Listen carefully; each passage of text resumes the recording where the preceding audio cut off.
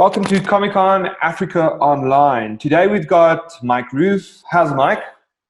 How's it going?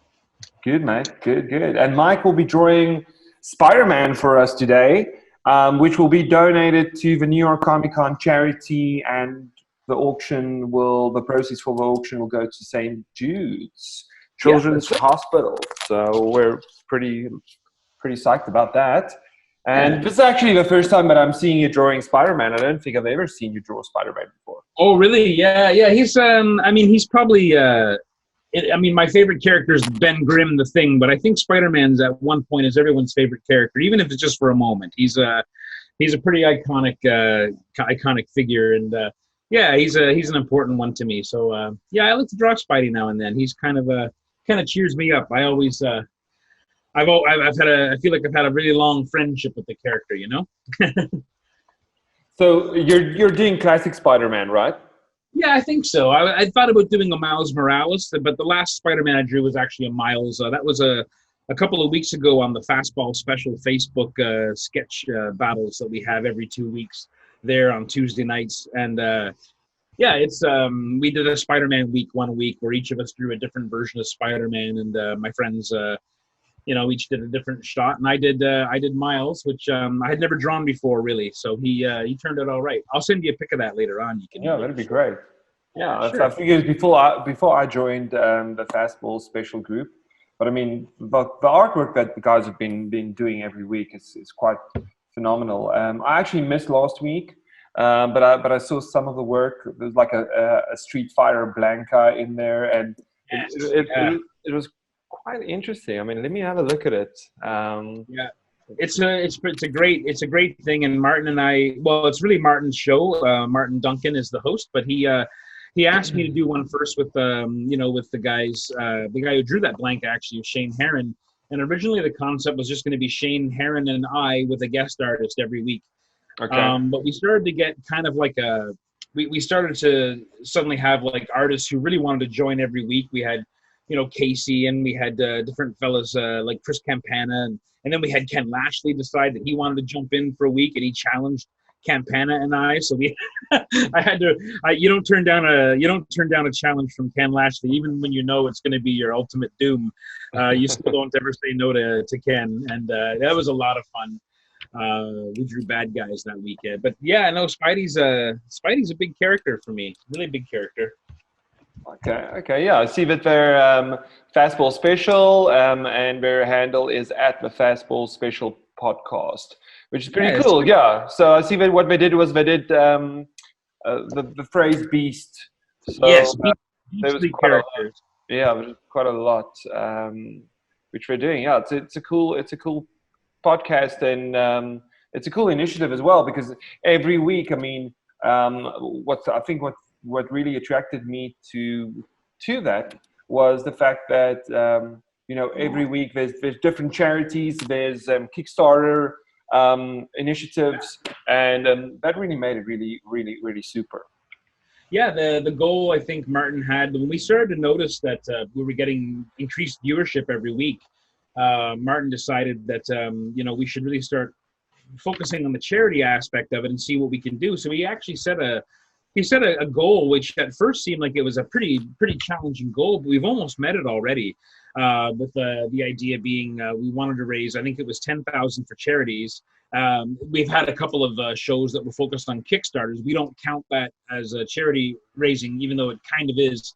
But it's mainly to support our friends and the artists. In some cases the artists who are actually working in the sketch battle. But we have one coming up in a couple of weeks, I think, with myself and Marco Rudy and Andy Belanger, kind of a rematch from our Not Swamp Thing week a couple of weeks ago, with the idea being that all the proceeds of that will be actually going to fund or to help fund our Kickstarters. Marco has his own creator-owned project coming, and Andy does as well, his Mother Trucker series, and I've got the second issue of Dodge, which I'll be probably launching the Kickstarter for sometime soon. Hopefully later this month. This is our first issue here. I'm not sure if it's visible, but yeah, this is our first issue. And we're just actually getting the second issue colored. And yeah, it's going to be all lettered up and ready to go, just like issue 2. We've had a great response from issue 1, and yeah, it's this is one where I've drawn the interiors as well. It's my first time doing a full comic series, the interiors as well as the covers. So yeah, it's we're going to have that one coming, a Kickstarter for issue 2 coming pretty soon. That's fantastic. And for those who don't know what Dodge is about, can you give us a little bit more information on sure. what that's about? So Dodge is the prequel to the story Retcon, this is a comic that Matt Nixon and Toby Cypress illustrated with letters by Matt Krotzer. Matt's also the letterer for Dodge, and so it's basically like a special ordnance disposal team, like a group of super soldier type characters that take down supernatural threats and things from beyond that have been weaponized by the enemies of America or the enemies of whoever they're fighting for. And so we have kind of this main cast of characters, these 3 fellows here. We have, let's see, I'll get it up in the camera. So the main character is Dodge, and he's sort of like a giant, wrestler-sized commando whose ability is he transforms into a bear, like he's a werebear. This is Lieutenant Swan, who's basically half bionic. He's sort of like the Bionic Man, or like the $6 Million Man, only with an unlimited budget. And this down here is Arnold Begay, who's a Navajo, basically like a super soldier with abilities to walk on the wind and control airflow in localized areas. So it's sort of like it appears like telekinesis in the books, but it's actually just him controlling the winds. And the main bad guys in this one are werewolves, and the series is about them trying to stop basically a super powerful weapon that's fallen into the enemy hands. And so this story of Dodge is told kind of in some flashbacks that take place from a mission in Vietnam, where they were all serving together, and then also from 1985, where they're facing this new threat, and they've teamed up again, and they've all aged a bit, from it's now 1985. It's been about 15 or 20 years since Vietnam, and they're all much older and a little bit harder. And yeah, the main character is Blast. He's sort of a big wrestler type character with he wears a Black Sabbath t-shirt, and just a real rock and roll kind of American icon type commando. In that G.I. Joe, it's almost like a G.I. Joe meets Hellboy kind of a story. Well, that's pretty awesome. I mean, there's nothing wrong with G.I. Joe and Hellboy.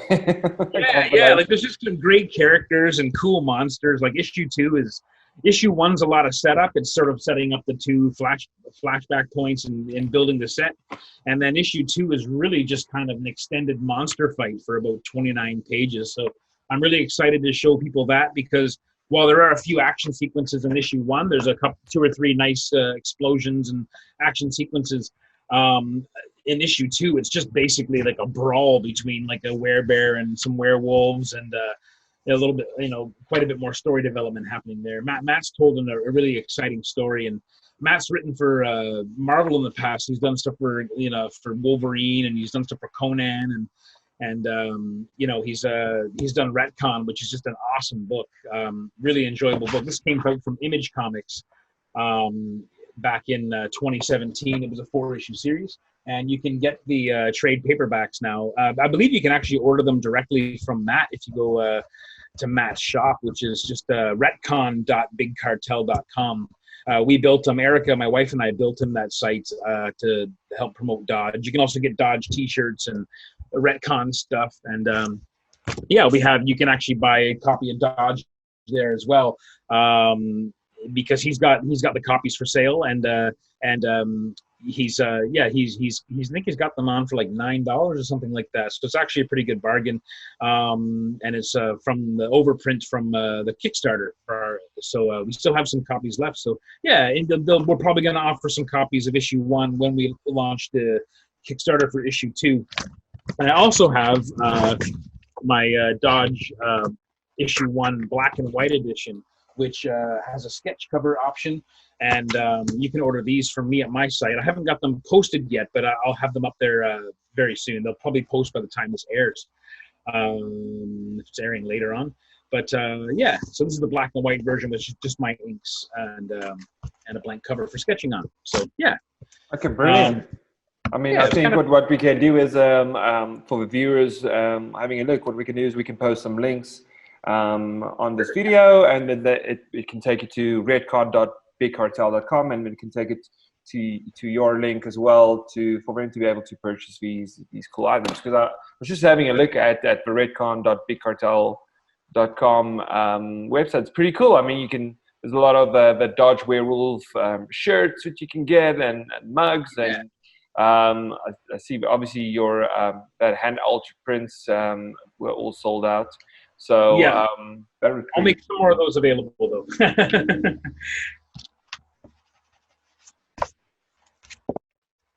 Oh, are you still there? Yeah, I'm still here. Oh, okay. Oh, sorry, man. Sorry, I wasn't sure if we lost the sound. I sometimes get a bit of a spotty connection here. Canada isn't known for its fantastic internet service, so we do what we can, though. We do what we can. No worries. Yeah, that's pretty sweet, man. I really dig this this werebear concept, especially Black Sabbath. Yeah. Oh, yeah. Yeah. That was one of the selling points for me for sure. When he said, oh yeah, he looks like this, and I said, okay, yeah, I can. I'm down with that. That sounds fun. So yeah, that was exciting. That was one of the main. I'm a huge Black Sabbath fan. I've never got to see them with Ozzy, but I did see them with Dio, and I did see them with Tony Martin as well. So that was fun. I think we Black Sabbath with Black Sabbath with Tony Martin. I think we used to call Dark Sabbath because he didn't quite have the heavy bass of the heavy power that Dio and not the bass so much, but the heavy. I don't know. To me, he didn't have that Black Sabbath power that is known from Dio and Ozzy and their respective time in the band. So, but no offense to the guy, he's great. When I saw them, I was like, oh, okay. But they're opening up for Motorhead, so I didn't mind. Motorhead opened for them, but Motorhead put on a heck of a show. That was a good time. Yeah, I mean, I think rock and roll and comic books go hand in hand so well. Oh yeah, absolutely. I don't know if you saw that the Holy Diver, the famous Dio song, has been turned into a graphic novel, I think, that's been written by Steve Niles from 30 Days of Night and all his great stuff he did with Bernie Wrightson and all that great horror stuff that Steve is known for. And it's illustrated by Bill Sienkiewicz. Oh, wow. So it's kind of bananas. Yeah, if you look it up, it's I guess they've just adapted the song into a graphic novel. And man, I'm so excited about that. I'm just thrilled. Like, it's going to be great. I love Bill's work, and I love that song, and I love Steve's work. Like, it's a symphony. It's just a comic book symphony for me. Yeah. Rock and roll and comics are so hand in hand to me. It's like wrestling and comics are so hand in hand. I feel like we've got these great stories being told, and great villains, and great heroes, and it's all those things fit together in my head. Exactly. I mean, I'm looking forward to our panel that we're doing tomorrow with Britt as well, which we're going to be telling some really cool stories as well. And because you're a big wrestling fan yourself. Oh yeah, lifetime wrestling fan, man. Absolutely. As long as I can remember looking at a TV, there was wrestling on it somewhere, and wrestling or Spider-Man or my Thunder the Barbarian or those those comics, those cartoons from the early 80s were so great.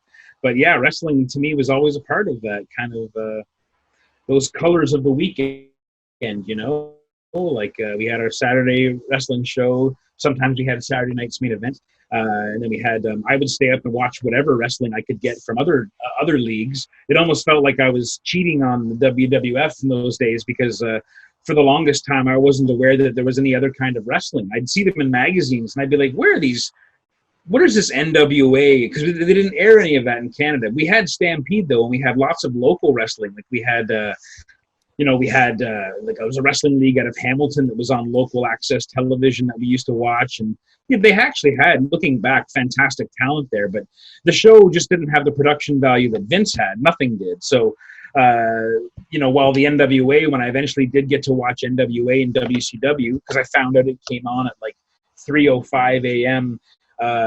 From some weird, obscure, like American channel that we could tune in once in a while on our antenna. Sometimes it would come in scrambled through the cable access TV. It would come in like reversed and all scrambled up, but I'd still listen to it anyway because it was new wrestling. So you might say I was a fan. Yeah, I was pretty obsessed wrestling fan actually. And then that was even before I discovered the fantastic stuff out of Japan, like the New Japan and the All Japan stuff. Which I really, really got into once I was able to get access to it. But, growing up in the age of VHS was fantastic for that. You could find guys who could get recordings of VHS, matches from Japan, like Terry Funk and Cactus Jack and, Steve Williams, Dr. Death, and, Stan Hansen and Bruiser Brody and all these legends that have become unlockable characters in video games for kids to play that don't even know who they are. But like these were our heroes growing up. These were the guys that weren't the Hulk Hogan's, the Ultimate Warrior, the high color and low content kind of stuff. It was like these were guys who just went in and pounded the hell out of each other, and broke each other's necks with suplexes and just it was just a totally different thing. So getting exposed to that after consuming the WWE, more all ages kind of product in those days was quite an eye opener to what was available as a wrestling fan. ECW aside, like I didn't get to watch that. We couldn't get that in Canada until like the very, very late 90s. But that was some excellent stuff there too. Oh yeah, good stuff, man. Big wrestling fan. I mean, a lot of the early, a lot of the baristas. I mean, like for instance, like Brett. I know he also trained for a very long time in Asia. In I think in China. I mean, I know his dad. I mean, obviously he comes from this very prestigious wrestling family. So I think a lot of guys actually trained there, and for whatever time he didn't train in Japan, the guys that he wrestled with. Like he did so many matches with, Tom Billington, a Dynamite Kid, like so many matches with Dynamite, and Dynamite spent a lot of time in Japan, getting in matches with Tiger Mask and all these fantastic athletes from that federation, and the sort of junior heavyweight sort of division out there, and so that's why the Bulldogs were such a hard hitting team, like especially Dynamite Kid. He put on some great matches, obviously, with the Hearts versus the Bulldogs. But for many, many years in Stampede, they would wrestle each other, and they'd wrestle each other in Japan. And yeah, it was, when you look back at that stuff, if you can find it from like 1981, 1982, you can YouTube that stuff. Bret Hart versus Dynamite Kid. There is some stuff there that will just bend your head right out of shape, man. They were innovators in a way that defined the word.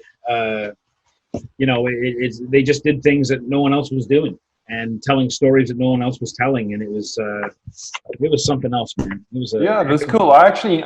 Today I managed to watch a very old episode of them versus Jim and Brett, and Davey Boy had actually had a bulldog in the ring chasing him out of the ring and around the ring, and that was WrestleMania 3, I think. Yeah, that was fantastic, and I was probably the only guy that cheered for Bret Hart and Jim Neidhart when they took the belts off the Bulldogs a few months before on TV.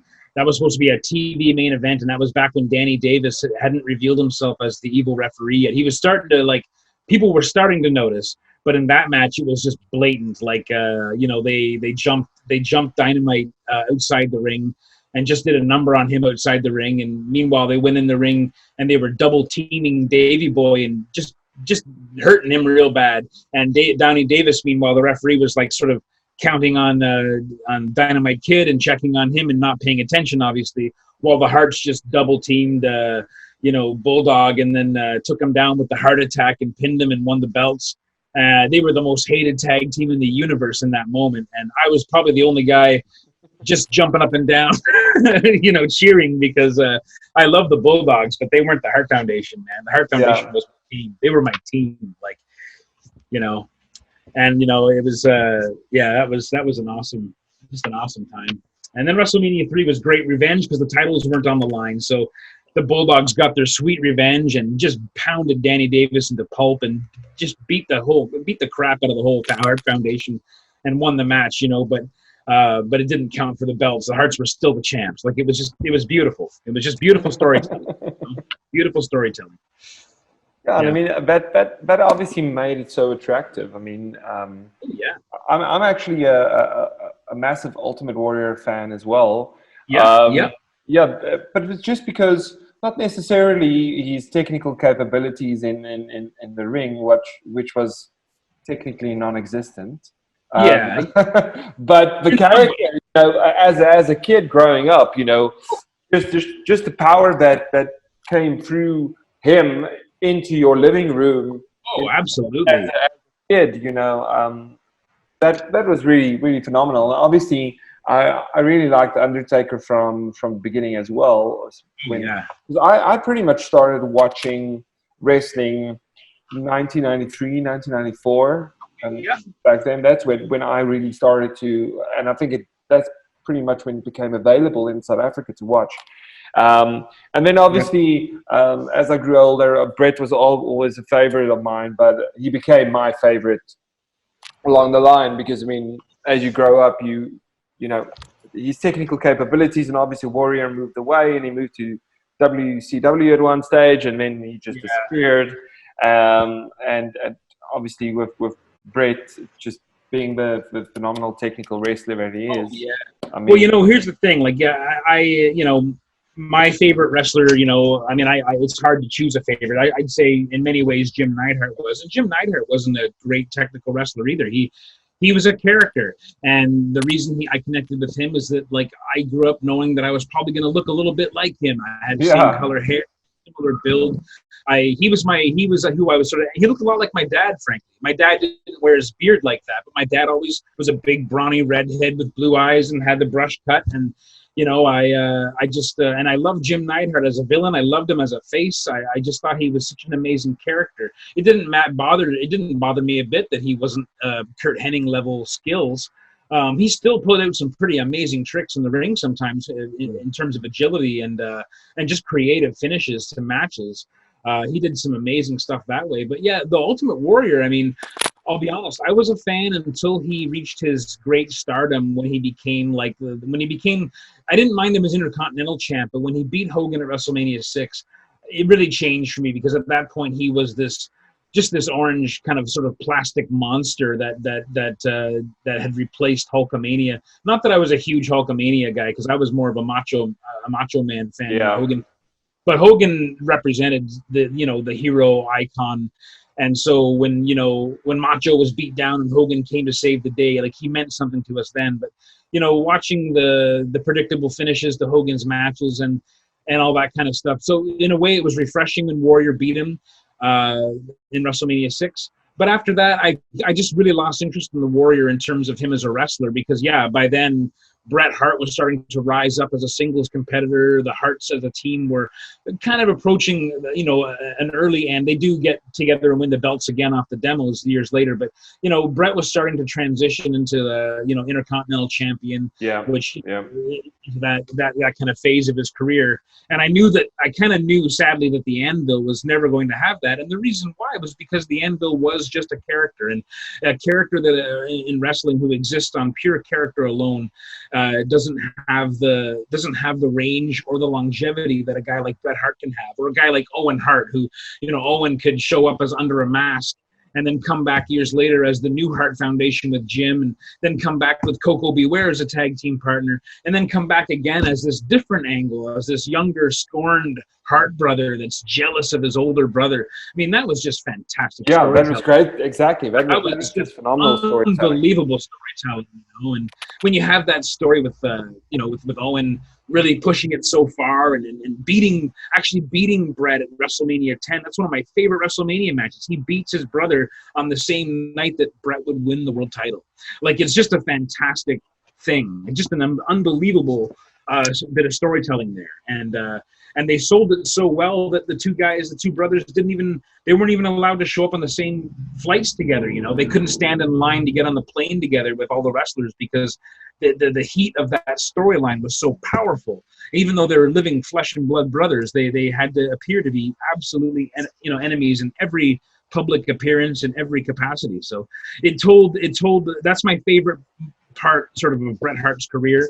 I think in terms of for what it did for Owen as well. But you know, it's I mean, yeah, it's I hear you about the Warrior. Like the Warrior was an icon. The Warrior ended up in video games and action figures. The Warrior was that level of success that any other wrestler could dream of having. You know, people still remember the Ultimate Warrior. They don't have to remember that he couldn't, you know, execute a suplex or anything like that, you know, like, it didn't matter, you know, he'd hit you with that flying tackle or cleave your head off with one of those clotheslines or whatever. Exactly. And that would be so, no, he was great. I honestly, I found the Warrior highly entertaining. I just became less of a fan of him over the years. I was really happy that he was given something that a lot of wrestlers never get, and that's a chance to say goodbye one last time. And tragically, you know, he would die like a few days later or the next day or whatever it was. Like, it was heartbreaking. That was nuts. I mean, but when he, you know, that thing, it's just it was literally the day after that. His last words, I think it was recorded, it was like, he's excited for the future, you know? Yeah. WWE, and then just the next day he had that heart attack. Well, and I remember I heard a story where Jake Roberts even said that he and the Warrior had some heat between them and some real life beef between them, and they put that aside when they met at that event, I guess, and they actually talked about working together again. They actually had some ideas about a program they could do, like you know. And I'm so happy to see Jake Roberts even on AEW. Like, I'm just so happy to see him doing something, because he's one of those guys who was just an unbelievable character, an unbelievable talent. Only Jake actually could back it up in the ring as well as a wrestler. Like, his innovation in the ring was something else. He had a totally different style, totally different physique, but he could execute those super fast punches and those sharp knee lifts, and he didn't have to suplex you. You know, he didn't have to do any of that stuff. He could just choke you down and beat you down and make it look really good. You know. Well, I could go on all day about wrestling, Patrick. All day long. That's cool. No, that's cool. I mean, I miss those old. I mean, that's why I probably subscribe to the network, because I love watching and rewatching those old matches. Just it's nostalgic, and there's a lot of stuff that you know, you don't necessarily remember as a kid that got into. So that's pretty rad. I mean, nothing will ever beat the pop that the Ultimate Warrior got when he beat the Honky Tonk Man for the SummerSlam. Because, like, Honky Tonk Man, it was supposed to be Beefcake, Brutus Beefcake, who was injured in that boating accident or something like that the day before or whatever, a couple days before, right before SummerSlam, and he lost his opportunity. He was supposed to go over and win the Intercontinental belt off of Honky. And I love that Honky Tonk, who everyone hated, but he was brilliant as a character in the ring. And he came out and just said, I'll take on anybody. And the Warriors music comes on. Yeah. And I mean, the place just went bananas. And when Warrior runs in and beats him in 31 seconds, spins him with a splash, like, it's a goosebump kind of moments in wrestling, you know. And Warrior was attached to a lot of those.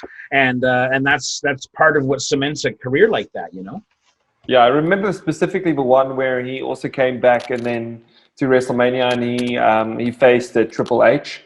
I think that was his. I think that was Triple H's first WrestleMania that he's been in. Yeah, he did the pedigree, and then nothing happened. Warrior just got up and just it was the end of him, pretty much. He clobbered him. Yeah.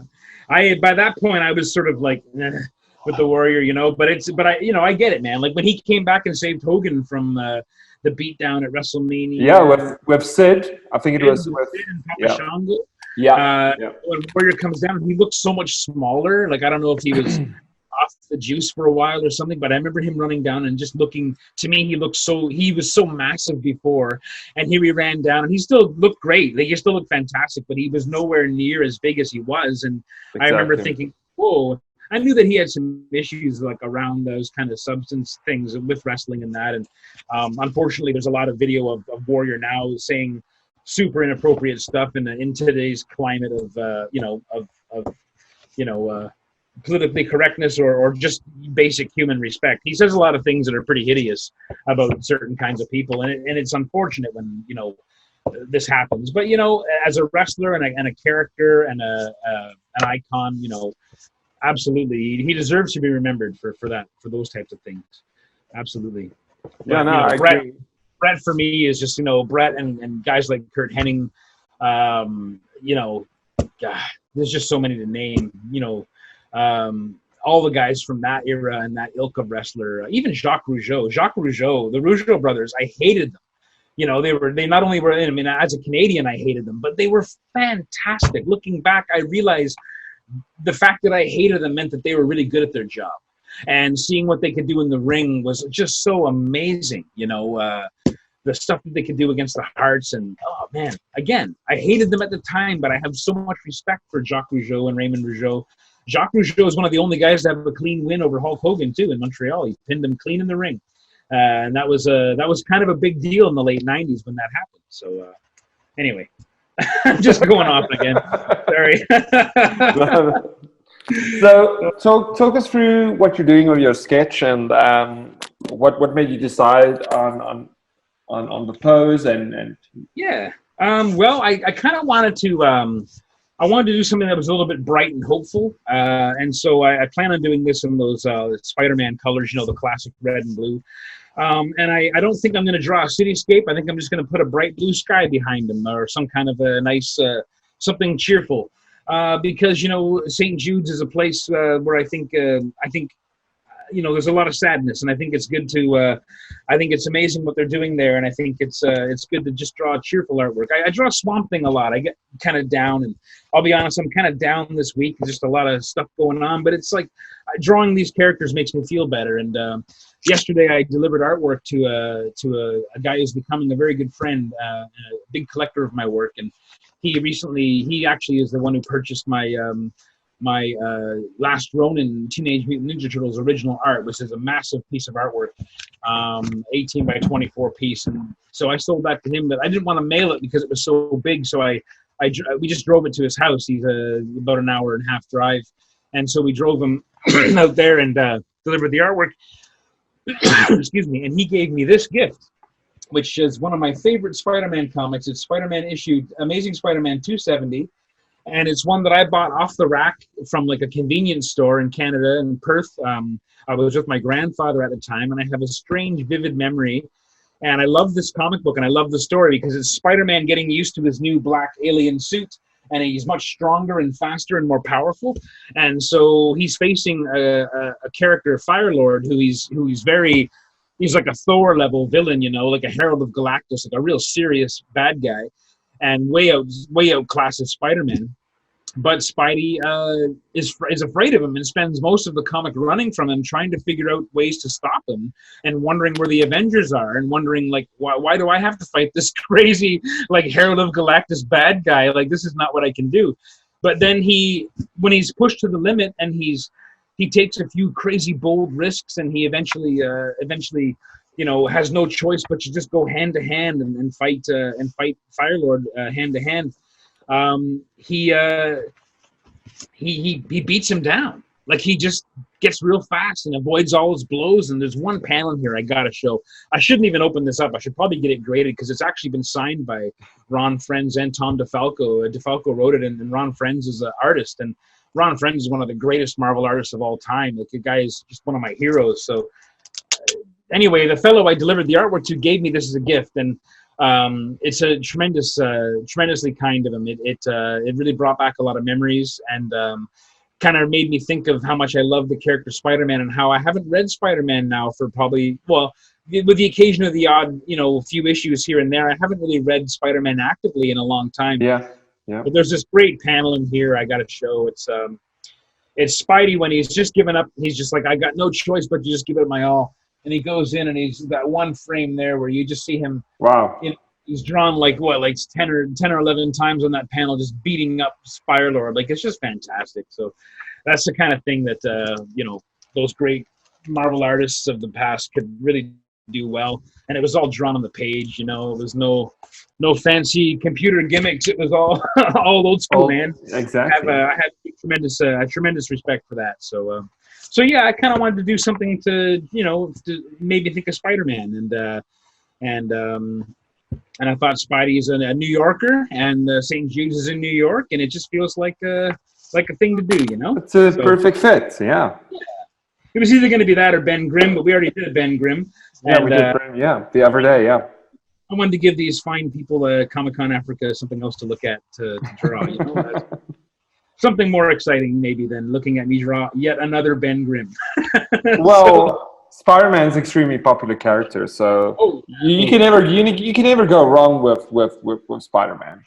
No, I think you're right about that. I think he's pretty much Marvel's most iconic guy. Although I think there was probably a time when that may have been Ben Grimm's. I remember a time when I was very young where Ben Grimm seemed to be the main face of the company.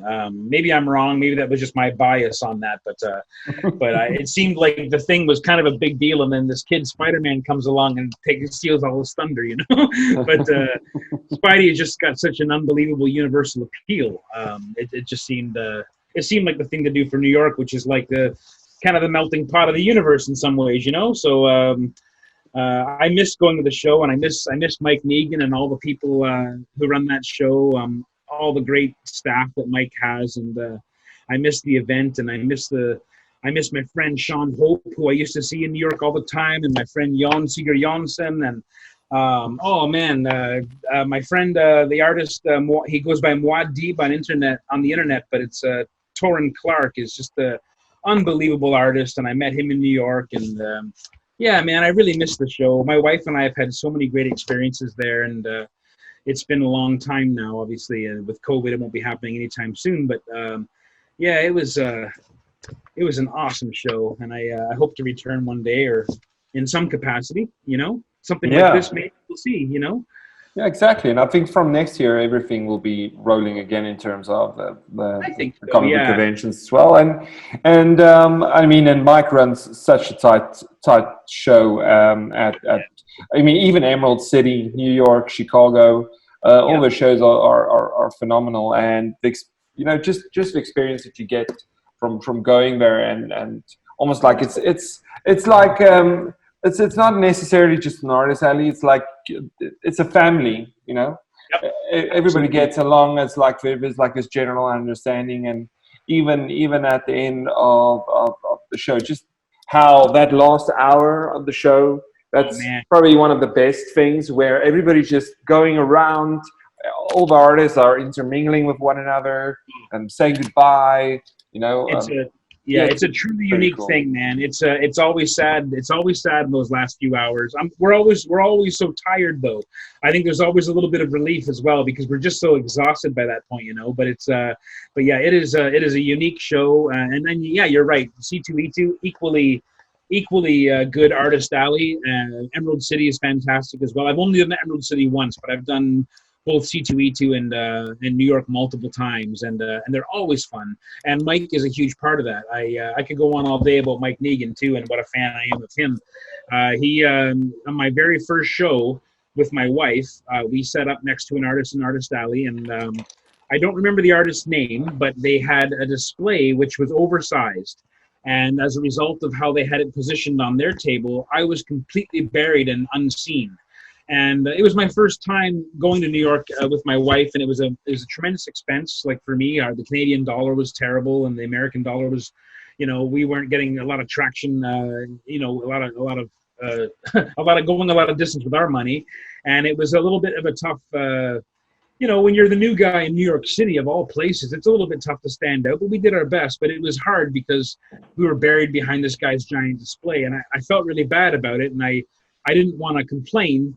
because everyone's entitled to their, to their space. But this fellow in particular had taken a lot more space than he was entitled to, and as a result was kind of burying me. And I mentioned it to Mike, and I felt even bad mentioning it. And Mike just leapt to, like, it was like Shazam. He just was like, Mike, I'm going to be at your table in 5 minutes, and I'm going to sort this problem for you.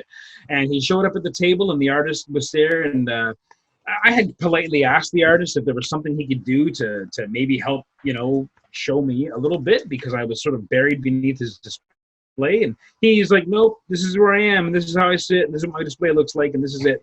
And Mike showed up and just said, hey, your display is way too big, and you got to take this down. And the guy's like, well, that's not really fair. I paid for my table. And Mike explained to him, yeah, well, you paid for this amount of space from here to here and here to here, and your display is over that space by a foot. So you have a half an hour to remove this entire display, or I'm going to come down here with my crew and remove it for you. And it's as simple as that. Have a nice day. Hope that's okay. And sounds exactly like Mike. It sounds exactly like Mike. And the guy was in such a flurry, and he was mad, and he was cursing and swearing and taking his shit all down. And then like 5 minutes later, first actually, Mike, I believe, had sent one of his top like captains to kind of mention it, like, hey buddy, your display is a little big. And I don't think the guy realized it was one of Mike's people, and he got rude with her. And then Mike showed up like Shazam, and it just, like, that was it, man. And it was just I felt even bad mentioning it. Like, I didn't want to ruin the guy's weekend, but he was ruining mine, and I'd come a lot further and spent a lot more money to be there, and it just didn't seem fair, because I wasn't oversized. I was using my maximum space, and I was just buried behind him. So Mike came and fixed it, man, and made it all better. And it was just like, man, and it was like he did it like as if he just treated me like he was someone I'd known his whole life. Like, from the minute I met Mike, it was just one of those things where I felt really special, because this guy really, he seems to actually like me, and he's taking care of me. Like, he's really concerned that my wife and I have a good time. And then I realized that, no, that's just Mike with everybody. Mike is like that with every person he meets who's respectful and treats their fans well. Like, Mike's all about the fan experience. You're and right. all about just making it a good time for everyone. And yeah, man, he's a solid guy. It's hard to find better people than Mike Negan, that's for sure. Yeah, I mean, I couldn't have said it any better. I mean, that's exactly how it is. I mean, Mike's just a phenomenal guy, and as you said, he's really for the fans, but also extremely concerned about always making sure that the artists are taken care of, that everybody's happy, that you have the best experience that you can possibly have at a show like that, and especially when it comes to New York, because New York is really busy, and it's, there's a lot of talent there, and I mean, you're looking at 250,000 people over those couple of days.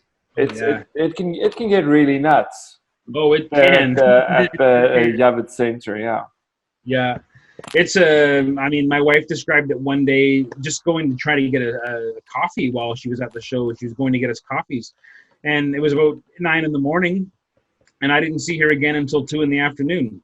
And she just literally got swept up by this unbelievably giant crowd of New York City and this show. And she's like, she came back and she's like, it was like The Walking Dead. Like, it was just like these hordes of people, like just hordes and hordes of bodies everywhere you go. And there was no way to move, and the lines were slow. And yeah, it was just, it was crazy. Like, the only thing I don't like about New York Comic Con is having to take a bathroom break, because it's going to be a long way from my table, And one thing I used to love to do when I was at New York, back when they had the Artist Alley separate from the main floor, well, a separate sort of, when it was in the North Pavilion, I used to try to take one day or part of a morning and go up to the other area where all of the, all of the vendor publishers were set up, and try to like shake some hands and show some people my work. But it was very, very informal and very hard to do. And that's one of those things that is very difficult to do as a new artist, is to go actually and then have the nerve to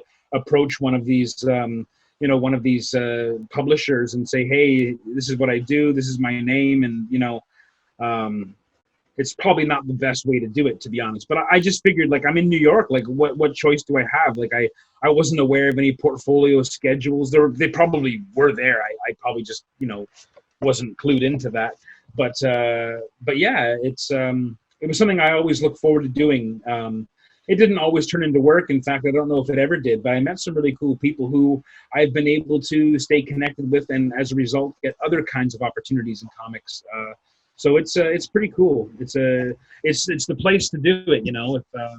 If there was ever a place to do it, it's definitely New York City, or one of those gigantic, and that's what I miss about the shows for sure, is the community. The people that. The great access that you have to those creators at these shows, like being able to walk past Bill Sienkiewicz's table and just say hello, or someone like Rick Leonardi is sitting there, or someone like a legend like Ron Frenz is sitting there, or Simon Bisley in the vendor area or something like that. Like just amazing contact and access to creators, and I miss that. Yeah, and I mean, I'm wearing this. Yeah. I'm wearing this bracelet here. I don't know if you can see this wristband. This was given to me by Simon Bisley. Oh, wow. We became friends at a show in Montreal, and this is actually handmade for him by a guy in Italy.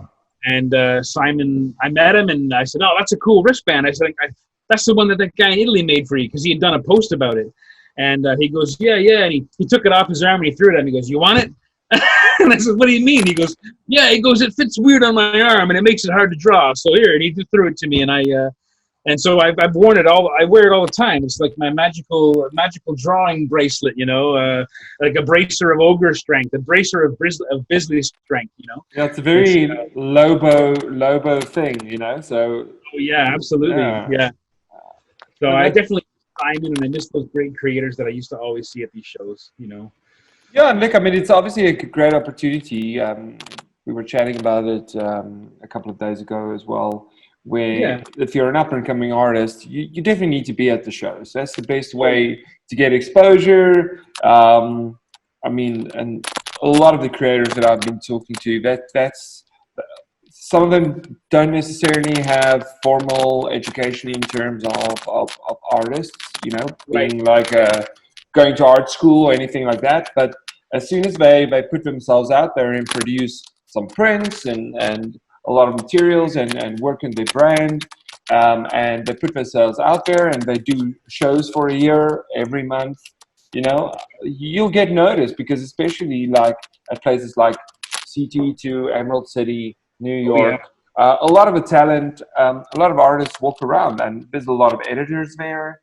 And guys from all the big houses, almost like scouting for talent, looking at interesting things, and that's definitely the way you need to go about it. Yeah, it's absolutely true. It's it's essential. I think it's unfortunate that people who've probably been fighting for their opportunity to finally go to a Comic-Con, COVID has kind of screwed that up for a lot of people, but I found it to be essential to my career. I don't think that I would have had these. I feel like I've been a very fortunate and lucky person, but at the end of the day, I really do feel like I owe it to the years I spent on tour as being a nobody, someone that no one's ever heard of before, showing up in a big city with my work and just, hoping for the best and hoping to connect with somebody, and sometimes, if you have the right approach, or you have the right, the right mindset, you can be amazed at who you're going to connect with. I once had the publisher of a major magazine that I collected as a teenager in high school, walked by my table and actually just stood there gobsmacked at whatever my banner was at the time. I think I had this kind of big space Viking type character as my banner, and he just lost his mind. And it was the Heavy Metal magazine, and I was just my God, a chance to even talk to someone at Heavy Metal magazine was a huge deal. And there's no way that would have happened anywhere other than New York City. You know what I mean? So you have to make the effort to go. It's expensive. I mean, my God, I spent years and years paying back credit card bills on hotel fees and things like that, because people see what a Comic-Con, you didn't travel there in a limousine, you're there on your own dime so often. Very few shows cover expenses and things like that. Very, very few of them do. It's a rare miracle when that happens in comics, actually. So, and So it's a big expense to do it, and it's a big risk. It's a big gamble because you could go spend all that money to be in New York for 4 or 5 days, and all these extra supplies and all these things to your banner and all these things, and then have no sales at all, and then go home empty-handed and severely in debt. There's been a few times where that's happened for me in the early days, but it got better every time. And the more you're there, and the more you show up at these places, and the more you connect with creators and fans and publishers, the more chance you have to share with your original material, or your whatever it is that you do, whatever product it is you're making, your comic or you know your graphic novel, whatever it is. Yeah. It's imperative. It's imperative that you get out there and get some face time with people. It really is. It's hard now, of course, but I feel like it was instrumental in my career. Yeah, I think obviously COVID has changed a lot in the industry, and I think it's gonna. I think completely next year we'll see a different way of how people operate, especially within this industry, and I think there's definitely going to be a change. There's going to be a big fluctuation of, of how people work and how people just perceive to go about their work. I think that definitely is gonna change, even if the conventions open up again. But I think they're gonna appreciate the conventions a bit more, you know. Yeah. I mean, I just think about the first time I was able to go to a cafe after everything had locked down in our country. Like, just the freedom of being able to go and buy myself a coffee. Exactly. After a couple of long weeks of shutdown, it just felt like a truly special thing. And it made me realize that I can't ever take these things for granted. Like, you never know what's around the corner, but this is something that none of us on living on Earth have ever experienced before. It's kind of a super big deal.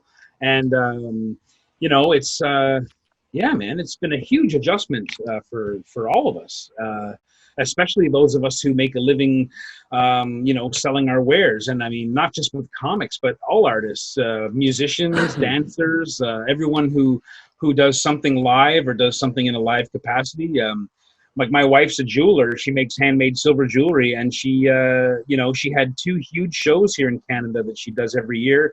Yeah. One's a 4-day outdoor show, and even the outdoor shows can't run.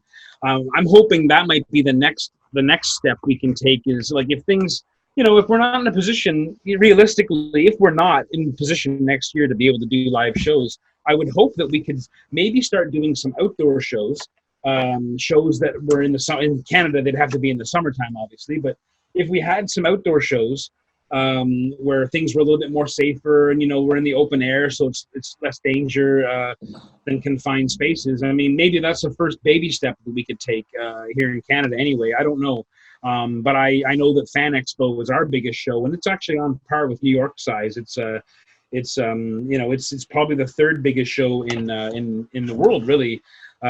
Certainly in North America, and it's our biggest show, and it is canceled. And they had like another event that they were kind of a backup event that they're planning for November, called like the Fan Expo Special Edition, and it's just so it's a heartbreaker, because that's my whole community here, that we all count on that show. My wife and I, Fan Expo, we've been guests at since about 2012, and it's always a huge honor to be at that big show. But the money that I can potentially earn in that weekend is sometimes enough to pay our bills for a few months, and we've come to count on that somewhat. I don't really take it for granted, but I mean, when it's suddenly gone, along with all the other shows, it's had a massive effect for sure. It's a whole different game, selling comics and selling artwork. It's a whole different thing. I've been lucky that I spent years touring and paving that road and building that career, going from town to town and doing all that stuff. I'm lucky I was able to do that before this, because this is going to be the way forward for a little while anyway. And I'm good with it, man. I like being at home. I like my cats. I like my wife. I have my coffee machine here. I have my music. I can think of worse ways to spend my time. Not a lot of things changed for me with the COVID, because I do spend a lot of time at my drawing table anyway. But but it's that fan access, and it's that kind of stuff you don't get. Yeah, I agree. I agree. It's made that interaction just a little bit more difficult. Yeah, But I think it's learned. We've learned some lessons, and I think we're going to learn to appreciate each other a little bit more. I sure hope. And just we're going to enjoy it, and I actually can't wait. I can't wait for everything to get back to normal again, so that we can just get at it. And yeah, 2020 has been rough, but we've innovated. We did Yeah, the online convention, and we're pretty stoked for it. And we're really yeah. looking forward to next year. We obviously want to grow Comic Con Africa just so much bigger and better every year for our fans. And well, if everything goes well and we can have our online, we can have our physical conventions again, I'll definitely see you here next year as well. Oh yeah, man. I will. I look forward to that. I'm still mentally preparing for that to be a very real possibility. I absolutely have high hopes that things will get back together in 2021. And yeah, man, I hope that I can come and see you there. I hope that you can come here and come to Toronto, Definitely. or go to the States, or see us at one of those shows, because yeah, it's I'm excited. I'm so happy to be part of this event. This is actually officially kind of my first online Comic Con in the age of COVID. So I couldn't imagine. One of the things I love so much about Comic Cons is traveling. And while I can't be there in person, I can now say that I've done a Comic Con in Africa, which is a pretty big deal for me. I think that's kind of Thank cool. you. Thank you. My Yep. mom thinks it's fantastic. I mentioned to her yesterday that we'd be having a chat, and and then I hinted at the Bret Hart thing, and my mom is a gigantic Bret Hart fan. Oh, Like yeah. my mother will literally swoon at the sight of Bret Hart sometimes. It's fantastic. So yeah, she's so excited. When I mentioned that there might be a chance I get to say hello to the Hitman. So yeah, I'm really excited about that. This is a great event you put on, man. You've got some amazing things happening, amazing artists locally and abroad, and great writers and creators. Like, yeah, I'm seeing a lot of my friends showing up and on social media with the Comic Con Africa guest badges and that sort of thing, like on their profile, and it's exciting, man. It's really exciting what you're doing.